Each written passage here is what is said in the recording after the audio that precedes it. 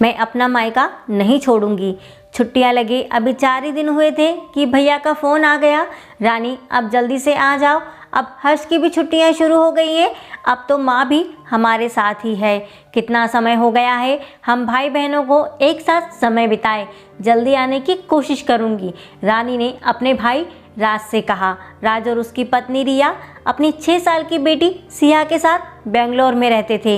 राज के माता पिता दूसरे शहर में रहते थे और अभी 6 महीने पहले ही राज के पिता का देहांत हो गया था, इसलिए राज अपनी माँ को अपने साथ बेंगलोर ले आया। राज की पत्नी रिया को यह बिल्कुल रास नहीं आया कि राज की माँ उनके साथ रहे, क्योंकि माँ के आ जाने से मेहमानों का आना जाना लगा रहेगा और उसका काम भी बढ़ जाएगा। लेकिन राज ने उसकी एक ना सुनी। माँ है वह मेरी, मैं उसे पिताजी के देहांत के बाद अकेला नहीं छोड़ सकता, राज ने कहा। यहाँ रानी बड़ी उमंग से जाने की तैयारी शुरू करती है। बाजार जाकर भतीजी के लिए गिफ्ट उसके शहर की सबसे स्पेशल खोए की जलेबी और कचौड़ी नमकीन ले लेती है। भाभी के लिए ब्रांडेड पर्स ले लिया, भैया के लिए एक अच्छी सी शर्ट और माँ के लिए एक कॉटन की साड़ी ले ली। अब तो उसे ऐसा लग रहा था कि अब उसे पंख लग जाए और जल्दी से जल्दी भाई के घर पहुँच जाए। रिया, आज मुझे ऑफिस में ज़रूरी काम है, तुम ड्राइवर के साथ जाकर रानी को लेने स्टेशन चली जाना, राज ने बोला।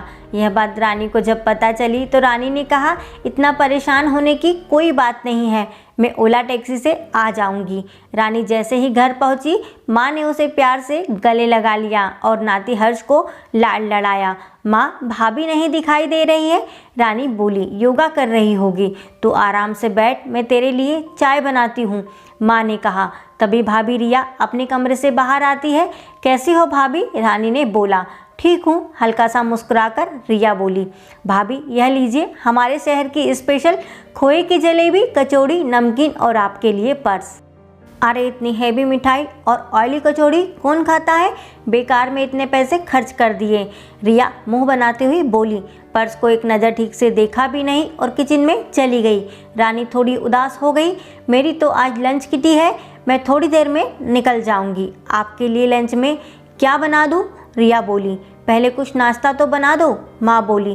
रानी के ही लाए हुए समोसा और नमकीन एक प्लेट में निकाल दिया और रानी को नाश्ते में दे दिया। पहली बार तुम्हारी ननद 3-4 दिन के लिए तुम्हारे घर आई है, क्या ज़रूरी है तुम्हारा जाना, माँ ने धीरे से कहा। जाने दीजिए ना मम्मी भाभी को, और भाभी आप खाने की चिंता ना करो, मैं सब देख लूँगी, रानी बोली। शाम को भाई राज आया, प्यार से बहन और उसके बेटे से मिला। अरे रानी, खोए की जलेबी और कचौड़ी लाई हो ना, राज ने आत्मीयता से पूछा। हाँ भैया लाई हूँ ना, रानी का चेहरा खिल उठा। रानी ने फिर अपने भाई को शर्ट उपहार दी। अरे वाह, इतनी अच्छी चॉइस है तेरी, राज बोला। रानी को भाभी के व्यवहार ने बहुत दुख पहुँचाया। वह तो इस घर की बेटी है, तो क्यों उसके साथ किसी अनचाहे मेहमानों की तरह व्यवहार किया जा रहा है। रानी का बेटा भी बोर हो रहा था। उसने सोचा था कि मामा की बेटी के साथ खूब खेलेगा। उसने सोचा इतने बड़े शहर आई हूँ तो क्यों ना पति और सास के लिए कुछ उपहार ले लूँ, भाभी को बाजार जाने के लिए साथ कहती हूँ। ऐसा सोचकर रानी भाभी के कमरे में आ जाती है। जैसे ही वह दरवाजे पर पहुँचती है, भाभी फ़ोन पर अपनी सहेली से बात कर रही थी। क्या बताऊं तुझे, जब से ननद आई है सांस लेने की भी फुर्सत नहीं मिल रही। खाने में उसके और उसके बेटे के 1000 नखरे, दिन भर किचन में लगे रहो उसकी सेवा में, एक काम में भी मदद नहीं करती। रोज़ घुमाने ले जाओ और हज़ारों की शॉपिंग कराओ। मेरे पति तो अपनी बहन पर खजाना लुटाए बैठे हैं। पहले सासू माँ आ गई और अब पीछे से बेटी भी परेशान करने आ गई। रानी सुन्न रह गई भाभी की बातें सुनकर। भाभी मग्न थी बुराई करने में। तभी उन्हें ड्रेसिंग टेबल के कांच में रानी का चेहरा दिखाई दिया। भाभी एक ही पल में पसीना पसीना हो गई। रानी भाभी से कहती है, भाभी जब से मैं आई हूँ तब से आपका व्यवहार मेरे प्रति रूखा है। पहली बार मैं आपके यहाँ आई हूँ क्योंकि भाई ने बड़े प्रेम से मुझे बुलाया था। मेरे बारे में आप झूठ क्यों बोल रही थी कि मैं आपके काम में हाथ नहीं बटाती, फरमाइशें करती हूँ, आपको मुझे रोज़ घुमाने ले जाना पड़ता है, बहुत सी खरीदारी में आपके पैसे बर्बाद करती हूँ। आपकी कोई भाभी नहीं है ना, इसलिए आपको शायद पता नहीं है कि भाभी खराब व्यवहार करे, अनचाहा मेहमानों जैसा समझे तो कैसा लगता है। भाभी आजकल लगभग एक बच्चे का चलन हो गया है।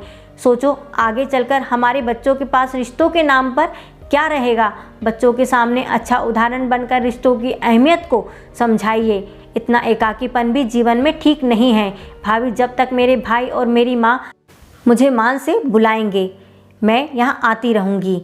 याद रखें कि आपके पति से मेरा खून का रिश्ता है। आपके रूखे व्यवहार से मैं यहाँ आना नहीं छोड़ूंगी, रानी ने आत्मविश्वास के साथ कहा और अपने कमरे में चली गई। यहाँ रिया बहुत शर्मिंदा हो गई। रानी के पीछे पीछे गई और कहा कि दीदी मुझे माफ़ कर दीजिए, मुझसे बहुत बड़ी गलती हो गई। और रानी ने अपनी भाभी को गले लगा लिया। दोस्तों, भाई बहन का रिश्ता उम्र भर महकता है और अगर एक दूसरे का साथ हो तो मुश्किलों में भी गम नहीं होता। दोस्तों, आपको ये कहानी कैसी लगी कमेंट में ज़रूर बताइएगा। और अगर आपको ये कहानी अच्छी लगी तो please like, share and subscribe ज़रूर करिएगा।